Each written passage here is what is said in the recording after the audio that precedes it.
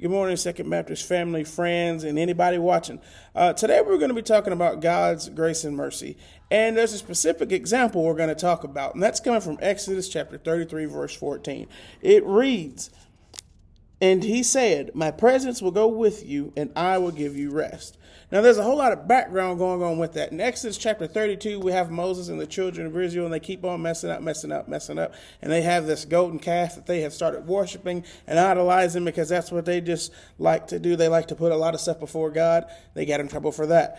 In the beginning of chapter 33, God tells Moses to let the children of Israel know that it's time for them to depart Sinai, which is where they currently are. And that's kind of where they're starting to fall back into their old ways and fall into sin.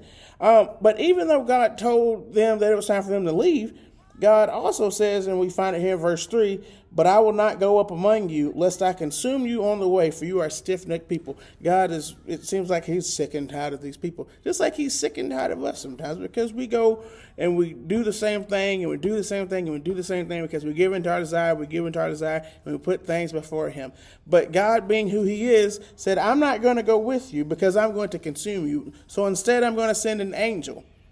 Which Moses then pleads to God on behalf of the children of Israel, and he pleads as an intercessor and say, "God, we need you." They are apologetic. "God, you are our one and only God. God, we desire to serve you. We need you to accompany us."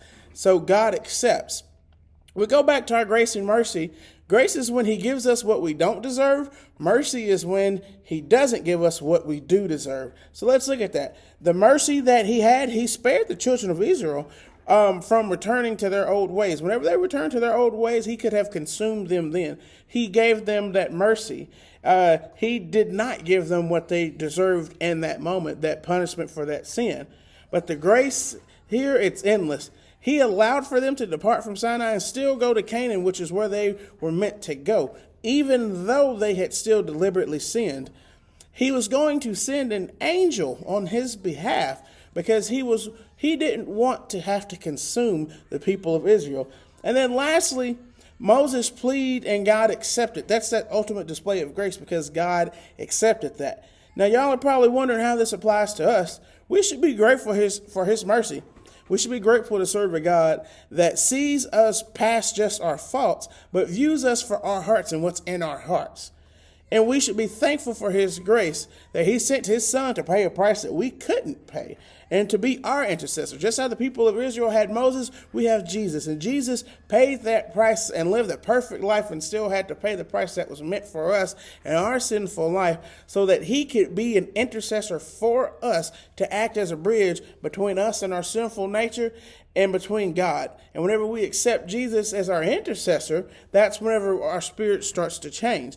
And so we should be thankful that God, in his mercy, doesn't give us what we should get, and we should be thankful for his grace that he gives us even when we don't deserve it. And that was his son, Jesus Christ. And that was his forgiveness. That is his mercy. That is his endless blessings.